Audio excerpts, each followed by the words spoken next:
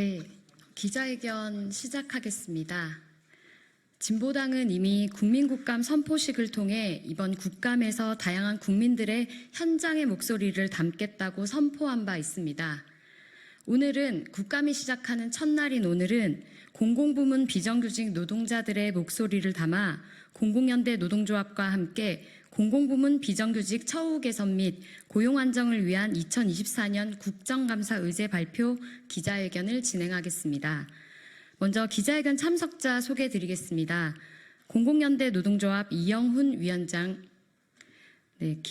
김정재 고용노동부 본부장, 서호양 법원 지부장, 박문종 강서지부 지부장, 이재모 캠코 지부 부지부장, 백영숙 아이돌봄 지부장, 이봉근 정책실장, 오현규 정책국장 참석하셨습니다. 기자회견 순서는 모두 발언으로 이영훈 공공연대 노동조합 위원장께서 발언을 하실 예정이고요. 현장 발언으로 김정재 고용노동부 본부장, 그리고 박문종 서울본부 강서지부 지부장, 기자회견문 낭독으로 백영숙 인천본부 아이돌봄 지부장께서 진행하게 되겠습니다. 그럼 먼저 모두 발언부터 듣겠습니다.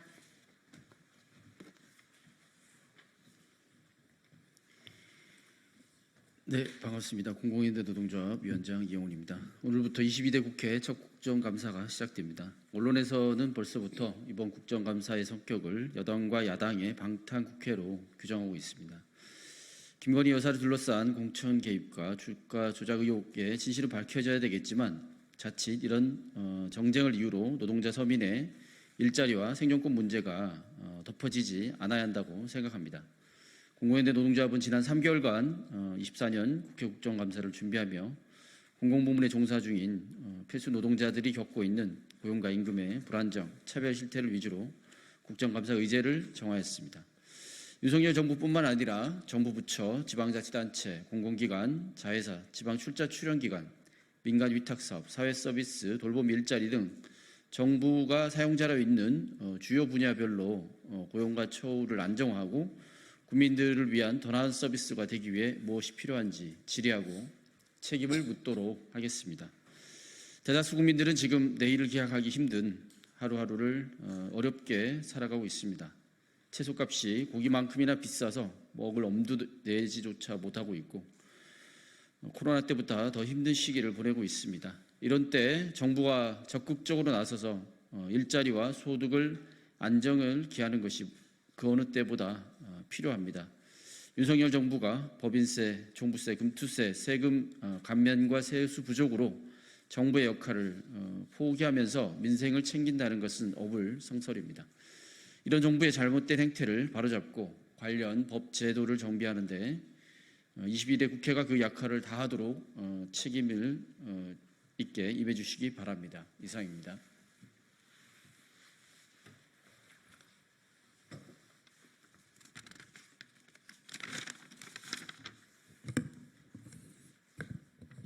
안녕하십니까. 저는 고용노동부에서 직업상담원으로 근무하고 있는 김정재입니다.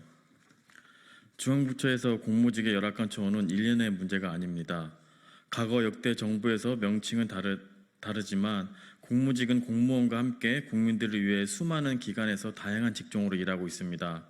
단순히 언론이나 사회적 통념으로 공무원의 옆에서 단순직으로 일하는 것이 아닌 현재는 맡은 바 업무 영역에서 책임과 권한을 가지고 일하고 있습니다.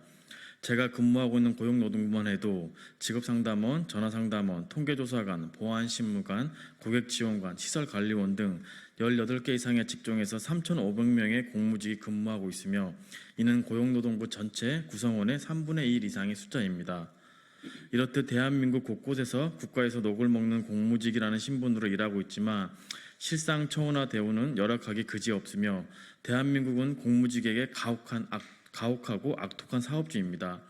단순히 처우가 좋지 않다는 것이 아니라 공무직에 입사하는 순간 받아야 하는 차별적 처우와 저임금의 열악한 근로는 상상을 초월합니다. 최저한의 생활을 지켜주기 위한 최저임금은 공무직에게는 최고임금이 된 지 오래입니다. 이제는 최저임금조차 기본급으로 받지 못하고 최저임금법에 따라 식비가 지급되는 직종은 식비가 기본급에 포함되어 제대로 된 식비조차 받지 못하고 있습니다.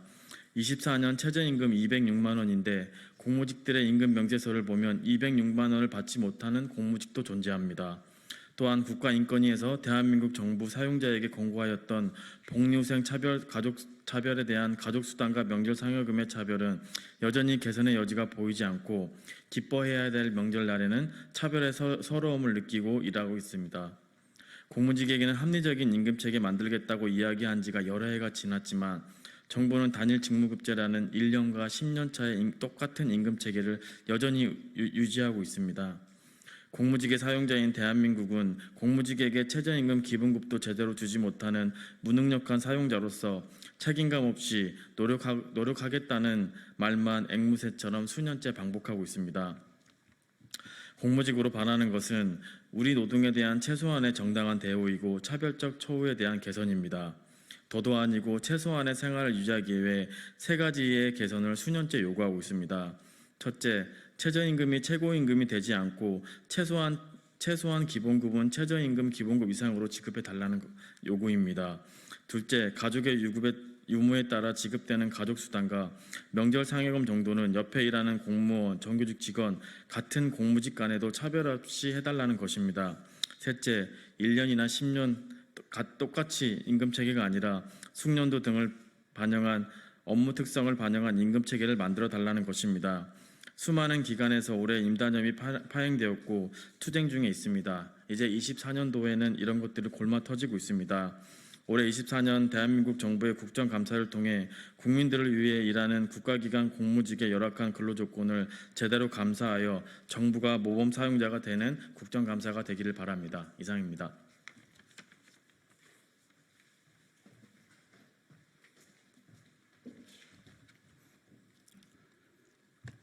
예, 김포항에서 근무하는 자회사 노동자 서울본부 강서지부지부장 법조입니다. 2017년 문재인 대통령이 인천공항을 방문하여 비정규직 제로를 선언하고 비정규직의 정규직화 정책으로 자회사로 전환이 되어 고용은 안정되었으나 처우 개선이 전혀 되지 않은 무늬만 정규직 전환이었습니다.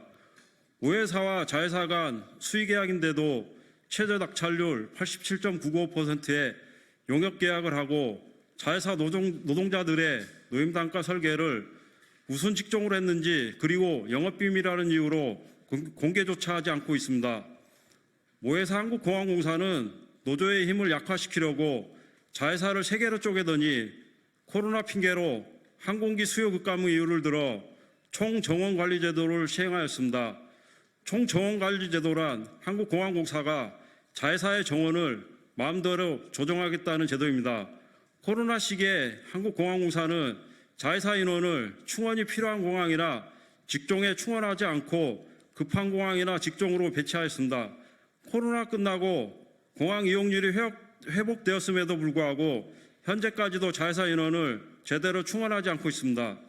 그리고 용역제도 주던 이윤을 자회사 전환 후 이윤을 없애더니 작년부터는 자회사 위탁관리 방안이라는 제도를 시행하여 자회사 직원들의 연차, 병가 등의 결혼율을 평가하여 자회사별 평가를 통해 이윤을 차등 지급하고 있습니다.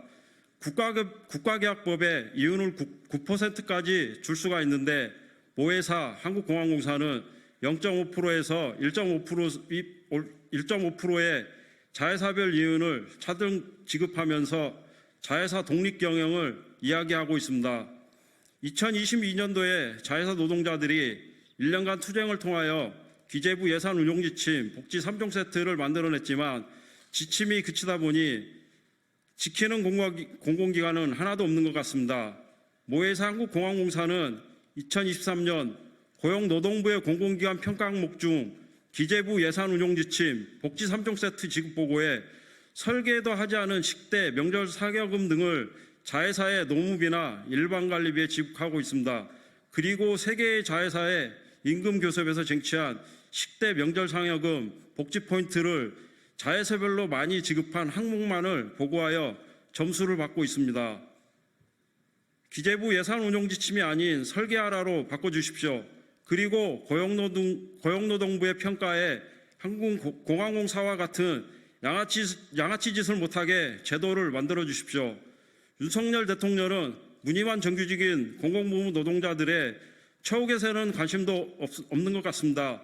최근 김여사 최상병 특검법, 지역화폐법을 비롯하여 24번의 거부권을 행사했습니다.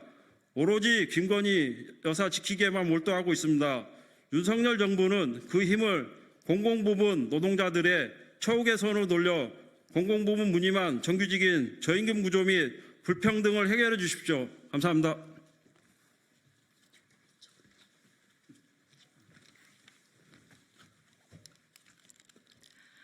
안녕하십니까. 기자회견 낭독을 맡은 아이돌봄이 지부장 백영숙입니다. 현장에서 근무하는 아이돌봄이로서 국회에서 적극적으로 아이돌봄이 민영화를 막아주시고 돌봄 노동자의 교통비, 통신비 등 실비 보장과 고용 안정을 위해 힘써주시기를 요청드립니다. 기자회견문은 축약해서 낭독하겠습니다. 상세 내용은 배포한 보도자료로 참고 바랍니다. 공공부문 비정규직 처우 및 고용 안정을 위한 2024년 국정감사 의제 발표 기자회견문. 지난 수년간 공공부문 비정규직들은 국정감사 기간에 각종 문제 해결을 국회에 요청해왔습니다. 문제들이 해결되기도 하였지만 여전히 비정규직들은 열악한 처우와 차별 그리고 고용 불안 속에서 하루하루를 살아가고 있는 것도 현실입니다. 이에 새롭게 시작한 22대 국회의 첫 국정감사에서 공공부문 비정규직이 겪고 있는 문제들이 다루어지고 개선되기를 바랍니다. 지난 총선 과정에서 더불어민주당, 진보당, 새진보연합당 등은 정책 질의에 대한 회신을 통해 비정규직들이 겪고 있는 문제들과 개선안에 대해 동의하였고 정책 협약을 통해서도 이러한 점들을 확인한 바 있습니다. 첫째, 국가기관 공무직의 차별 해소와 처우 개선 그리고 비목 통폐합이 실현되기를 바랍니다. 둘째, 자회사 노동자들이 복지 3종 세트를 제대로 지급받을 수 있도록 제도화해야 하며 자회사 운영평가가 공공기관 경영평가에 더 많이 반영되도록 국회가 앞장서야 합니다. 셋째, 지자체 기준 인건비 페널티 제도를 폐지하거나 최소한 자율 범위 제도라도 다시 도입하도록 요구해야 합니다. 그리고 공무직 법제화가 필요합니다. 넷째, 돌봄 노동자의 고용 안정과 실비 보장, 돌봄 국가 책임을 정부에 요구해야 합니다. 다섯째, 생활 폐기물 수집 운반 노동자의 안전 보장을 위한 제도화, 그리고 생활체육 지도사가 더 이상 차별받지 않도록 국회가 요구해야 합니다. 마지막으로 고용노동부 공무직들이 쟁의권을 획득하고 추행 중입니다. 도로교통공단 자회사 노동자들의 파업이 200일이 넘어가고 있습니다. 고용노동부 공무직들은 민원수당, 합리적 임금체계 마련, 최저임금 산입 범위 중단, 그리고 감정노동에 대한 병가를 사용할 권리를 요구하고 있습니다. 도로교통공단은 10대 4만 원 인상을 요구하고 있습니다. 문제 해결을 위해 국회가 김문수 고용노동부 장관에게 자기 식구에 대한 개선 대책을 마련하라고 도로교통공단의 정부 지침에 따른 식비 4만 원 인상할 것을 요구해야 할 것입니다. 공공연대 노동조합과 진보당은 위와 같은 국감 의제를 발표하며 국회가 정부의 공공성 강화와 비정규직 처우 개선을 적극 요구할 것을 촉구합니다. 2024년 10월 7일 진보당 민주일반연맹 공공연대 노동조합. 네, 이상 기자회견 마치겠습니다. 고맙습니다.